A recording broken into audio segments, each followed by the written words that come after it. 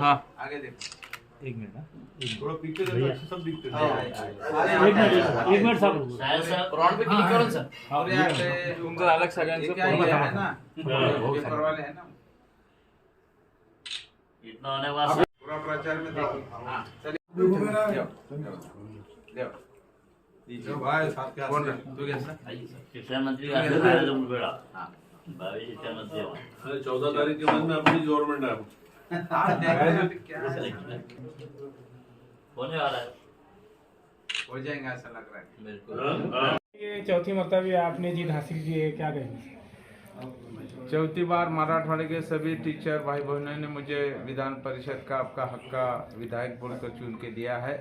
विधान परिषद में चौथी बार मुझे भेजने का काम किया, इसलिए मैं सभी महाविकास आघाड़ी के नेतागण, सभी कार्यकर्तागण, सभी विविध शिक्षक संगठनों के पदाधिकारियों का मैं शुक्रगुजार हूँ।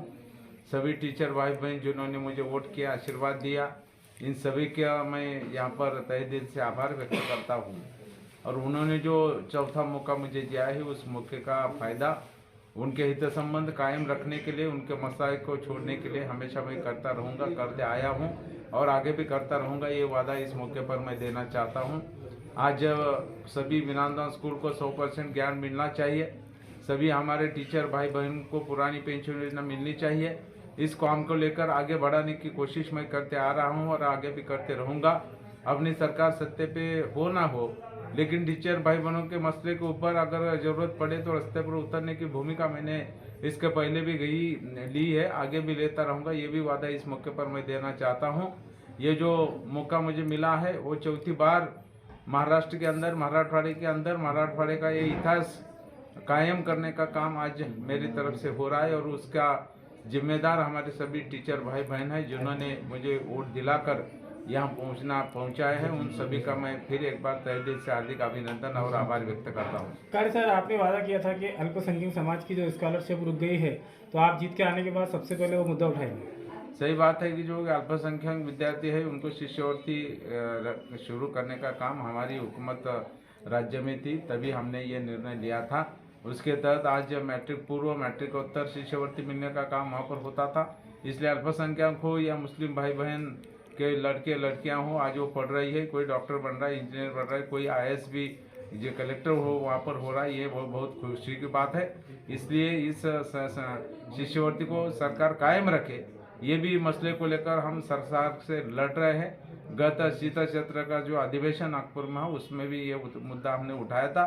सरकार को हमने ये भी बात कही है कि अगर केंद्र सरकार ये शिष्यवृत्ति नहीं देती तो सरकार उसका जिम्मा उठाए, सरकार उसमें अपना पैसा डाले और ये शिष्यवृत्ति चालू रखने का काम करे। शिक्षा मंत्री ने इसके तहत एक बैठक लेने का आश्वासन हमें दिया है। आगे चलकर वो बैठक हो जाए और उसमें निर्णय होने के लिए भी हम जरूर कोशिश करेंगे, ये भी वादा मैं दिलाता हूँ। कार्य सर, टीचरों की भर्ती का भी पल्लम भी पड़े रहे बहुत से काम, तो आप अब विजय हो गए हैं, तो कैसा काम करेंगे सर?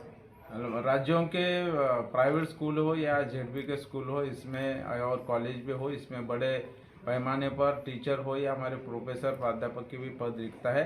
पद रिक्त होने के कारण बच्चों का ये शैक्षणिक नुकसान वहाँ पर हो रहा है, तालीम का नुकसान हो रहा है। इसलिए सभी ये टीचरों के 100% जो पद है रिक्त वो भरे। इसके लिए भी हमने कल के अधिवेशन में मुद्दा उठाया था। शिक्षा मंत्री ने हमें आंसर दिया था कि आने वाले फरवरी मार्च में ये पवित्र पोर्टल के तहत ये भर्ती का काम शुरू होगा। वो टैट एग्ज़ाम अभी हो रही है। कल ही आपने पेपर में पढ़ा होगा कि उसका टाइम टेबल भी अभी आया है, प्रक्रिया शुरू हुई है और मुझे लगता है कि आने वाले दिनों में ये पूरी प्रक्रिया होने के बाद ये टीचरों की भर्ती अगला जो शैक्षणिक सत्र आने वाला है उसके पहले ये भर्ती हो जाएगी। सर, आपको पूरा नाम दीजिए। मैं विधायक, शिक्षक विधायक काले विक्रम वसंतराव, औरंगाबाद विभाग, टीचर्स काउंसिल।